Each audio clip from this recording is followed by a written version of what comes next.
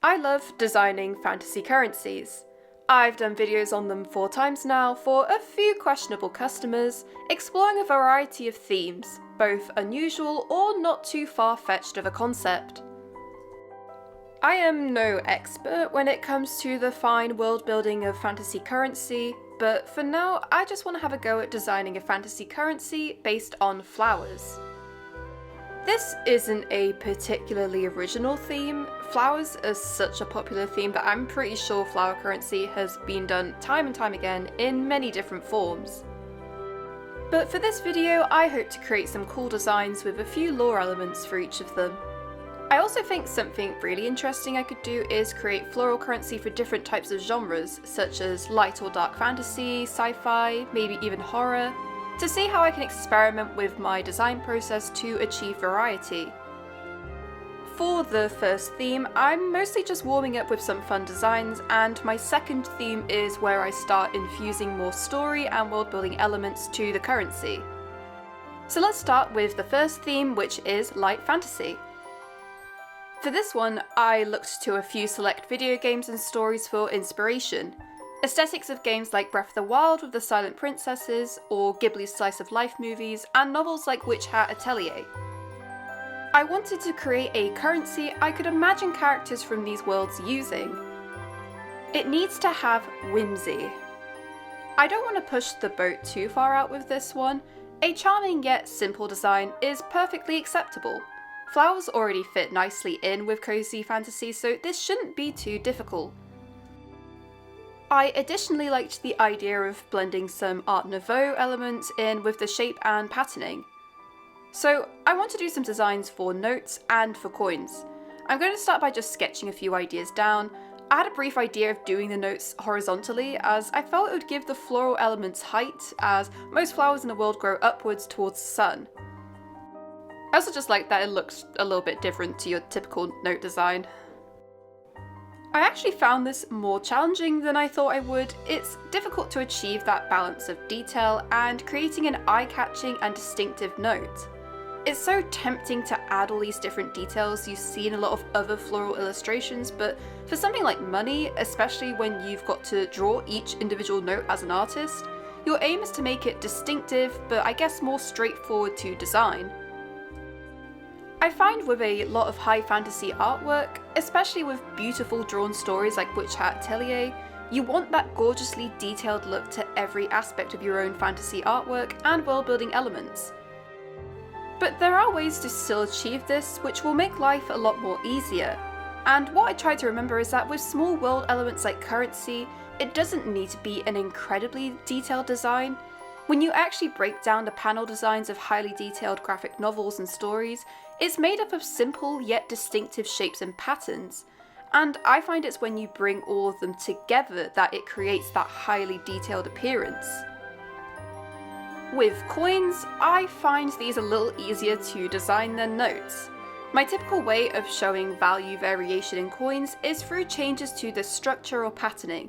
For example, my moon coins in a previous video were valued through the varying quantities of the metals present, shaped to resemble the phases of the moon. It honestly wasn't too unique of a concept, as the circular shape of the moon just really fitted for coins. And it's the same for flowers.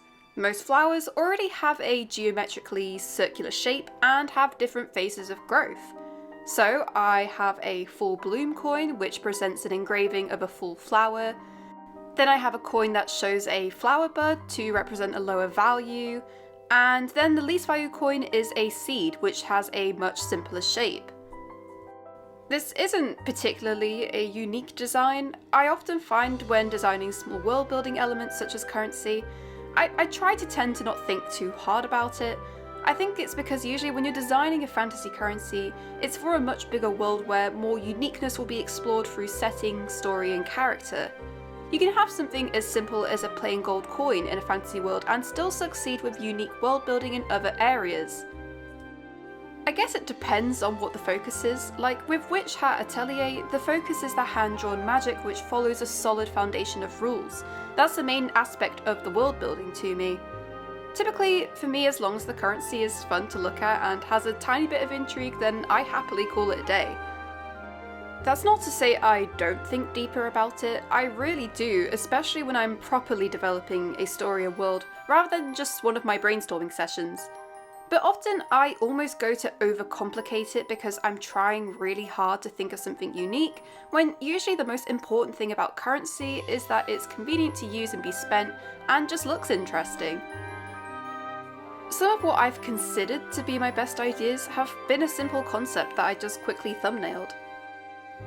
I'm pretty happy with these designs. I think my favourite are of course the gold coins, simply because their value feels very readable and it's simple yet satisfying to look at. I always loved the glow of a valuable gold coin, and I can imagine these being used by light fantasy characters. Moving on from this first concept, I wanted to try and experiment with not so much horror per se, but something that's a bit more spookier I guess, more on the lines of dark fantasy. Something that would fit in a world like Elden Ring, for example.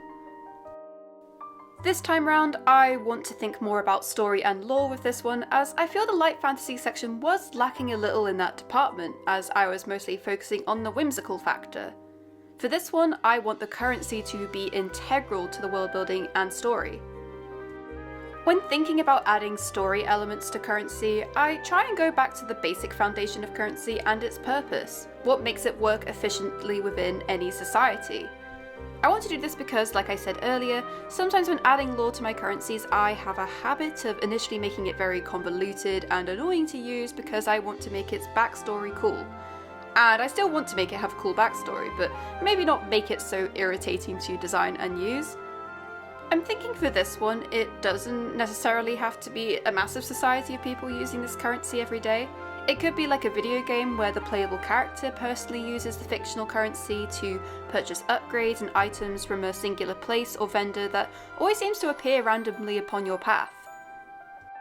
I had a little brainstorming session and felt I came up with an interesting video game scenario to explore some currency designs in. So it's a strange world with a massive fortress built in a sacred garden. You are tasked with entering the fortress and uncovering the deep mysteries within and undoing the damage done by the warped denizens of the fortress upon the surrounding garden lands, and bring the ecosystem back to full prosperity. I'm not sure yet what your backstory would be in this scenario. I kind of like the idea that you were a creation of the garden, grown in the ground and trained for this very purpose. Perhaps there were others before you who all failed to bring down the fortress, and you are their newest attempt. Whilst in this fortress, you collect traces, which are small fragments of energy which embody the life power of the garden, in the form of floating flowers. This will be the currency. I like the idea of these flowers hovering in certain places, as if they were a cluster of ghosts. It's similar to how you can collect candle waxes in Sky Children of the Light game. They sort of move towards you like a magnet if you're close enough. And I always like the idea of needing to smash objects like pots to get them, like how Link can get rupees from pots in The Legend of Zelda.